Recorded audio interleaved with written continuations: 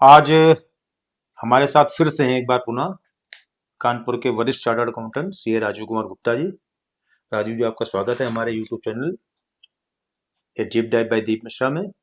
और आज हम आपसे चर्चा करेंगे कि आगामी 1 फरवरी को अपना यूनियन बजट आएगा फिर से जी, वर्ष 2026 का। तो उस बजट में बीइंग टैक्स प्रैक्टिशनर हम लोगों को क्या एक्सपेक्ट करना चाहिए, या हम लोगों की क्या मांग होनी चाहिए कि सरकार इस तरह के प्रावधान लाए? मतलब कौन कौन से ऐसी मांगे होनी चाहिए?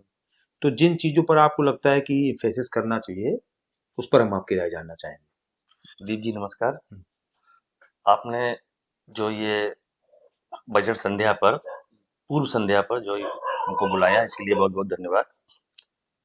हम इसमें एक बहुत बड़ा पॉइंट है जो हमने पहले भी उठाया है। सरकार 2 साल पहले हाँ एक प्रावधान लाई है एमएसएमई कानून के अंतर्गत, हाँ इनकम हाँ टैक्स में। हाँ हाँ हाँ उसमें इन्होंने ये प्रावधान लाए हैं कि अगर कोई मैन्युफैक्चरर जो एमएसएमई में रजिस्टर्ड है और वो किसी को अपना माल बेचता है, हाँ तो उसका पेमेंट 15 दिन में आ जाना चाहिए। हाँ अगर उसने कोई आपस में एग्रीमेंट कर रखा है तो 45 दिन का टाइम लिमिट दिया है उसने, मैक्सिमम 45 दिन। मैक्सिमम।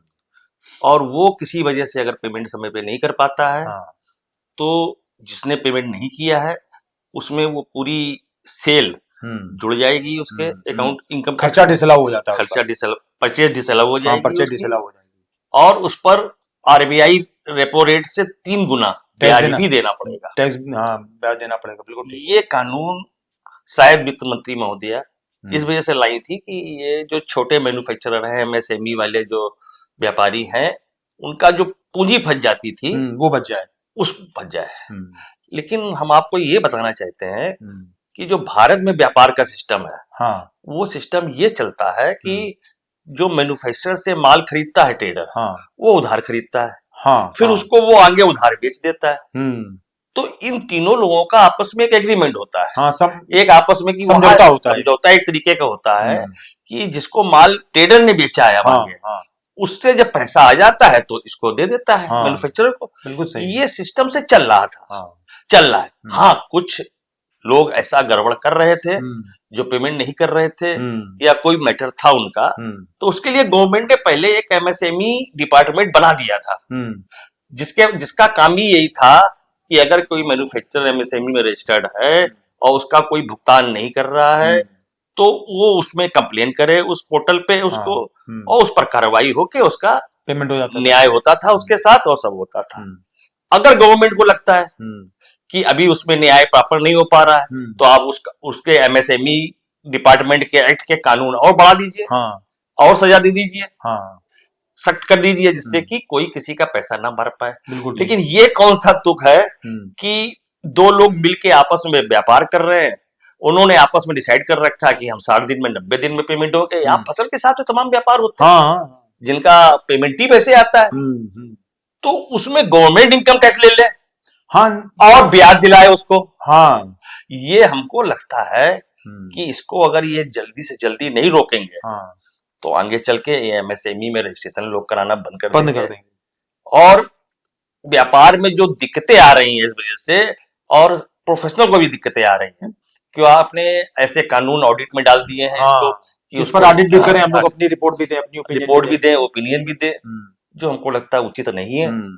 इसको सरकार को बदलना चाहिए। इसमें जो आपने कहा ना भैया, ये तो बहुत खतरनाक स्थिति है वास्तव में, और इसके जो निगेटिव इम्पैक्ट आने भी लगे हैं, आने ये लगे हैं कि लोग जो है अब एमएसएमई से ना खरीद के बड़े बड़े उद्योगपतियों से माल खरीदने, बड़ी फैक्ट्रियों से माल खरीदने लगे हैं, या फिर वो थ्रू जो है उनसे खरीदने लगे, क्या नाम, व्यापारियों के थ्रू खरीदने लगे, थोक व्यापारियों के C&F के माध्यम से खरीदने लगे, जो एमएसएमई में रजिस्टर्ड नहीं है। तो पता लगा एमएसएमई को जो वास्तव में मार्जिन होना चाहिए, तो जो फायदा होना चाहिए था, जो इस कानून के द्वारा मिलना चाहिए था कि ठीक है उनको टाइम से पैसा मिल जाए उनका, ठीक, वो अब नुकसान होना चालू हो गया। इवन बहुत से व्यापारी अब ये कहने लगे भैया पहले अपना एमएसएमई का आप रजिस्ट्रेशन सरेंडर करके आओ, तो उनसे व्यापार करो। ये भी मतलब उसका निगेटिव इम्पैक्ट चालू हो गया है। तो उसको जो एमएसएमई में रजिस्ट्रेशन कराने के जो बेनिफिट सामान्यतः मिल रहे थे, वो भी मिलने बंद हो गए। मतलब ये बहुत दुर्भाग्यपूर्ण स्थिति है। एमएसएमई में जो वित्त मंत्री या भारत सरकार जो छोटे व्यापारियों को जो लाभ देना चाहते हैं, लाभ मिलना बंद हो गया, लोन में लाभ देना चाहते हैं, और जो दूसरी उनकी पॉलिसियां हैं, वो ठीक है, वो देने चाहिए उनको, लेकिन उसके साथ ही जो ये प्रोविजन जोड़ दिया है इसको तुरंत हटा देना चाहिए।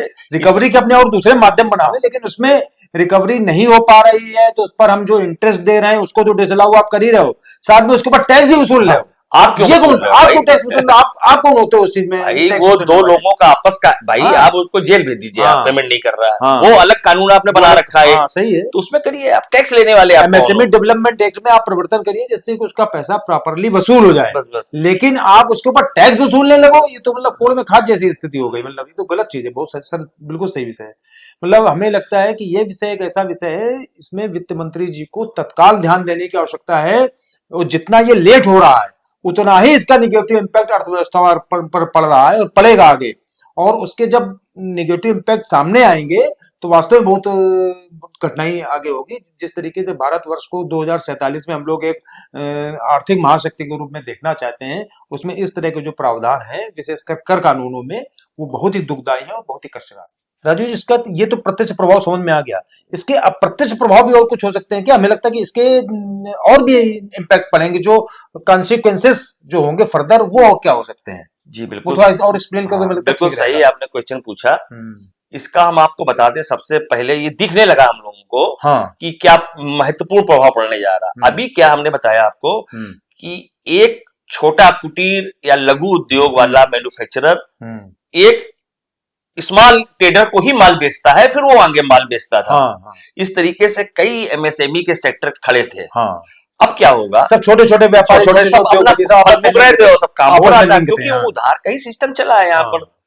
अब क्या ये इनकम टैक्स के प्रोविजन की वजह से दिक्कत क्या हो रही है कि जो ट्रेडर स्मॉल वाला है, स्मॉल स्केल वाला, वो अब खरीद नहीं सकता क्योंकि पीछे से उधार माल बेचना है उसको, तो उसके ऊपर इनकम टैक्स का प्रोविजन खड़ा ही है। बिल्कुल ठीक है। तो वो अब माल इन मैन्युफैक्चर से खरीदेगा नहीं।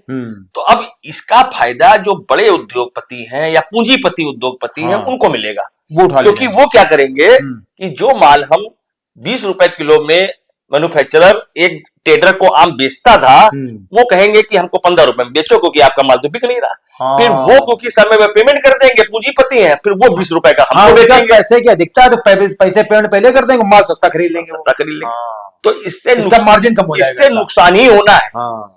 जो ये गवर्नमेंट ये सोच के प्रोविजन लाई है कि इससे एमएसएमई के उद्योग खड़े होंगे, खड़े नहीं होंगे, उनका नुकसान होगा इससे। तो हमको लगता है गवर्नमेंट को इस तरीके से भी इसको सोचना चाहिए, बहुत बढ़िया, और इसको व्यापारियों खत्म न करे, बढ़ाए। बहुत बढ़िया। मतलब ये जो इसका और फर्दर इम्पैक्ट, ये इसके यहाँ तक दिमाग नहीं जा रहा था हमारा, ये आपने बहुत बढ़िया बात बताई कि बीच में एक और जो उद्योगपति या फाइनेंसर टाइप के उद्योगपति आ जाएंगे, जो पैसे दे के अपना माल खरीद लिया उन्होंने सस्ते पे और फर्दर उसको वहीं पहुंचा दिया जहां जाना था। वास्तव में ये बहुत बढ़िया विषय रखा है आपने, और हमें लगता है कि हम लोग बजट के प्रावधानों में इस तरह की चीजें अगर अपने वित्त मंत्री से या अपनी सरकार से हम लोग मांग करें तो हमें लगता है कि हम लोगों का जो ईज ऑफ डूइंग बिजनेस जो सरकार का उद्देश्य, मुख्य उद्देश्य है, वो सही ढंग से सार्थक रूप से सामने आएगा और सही ढंग से व्यापार भी चलेगा। और वास्तव में जो इस तरह की कंप्लायंसेस हैं ये बहुत टेंशन पैदा करती है। सरकार टैक्स कंप्लायंसेस कम करने के बढ़ा दिया, कंप्लायंस हमने बढ़ा दी एक तो कंप्लायंस कम करने की दिशा में सरकार को काम करना चाहिए। बहुत बहुत धन्यवाद राजू जी, आज आप यहाँ पर आए और हम लोगों के साथ अपने विचार, अपने राय साझा की। बहुत बहुत धन्यवाद आपका।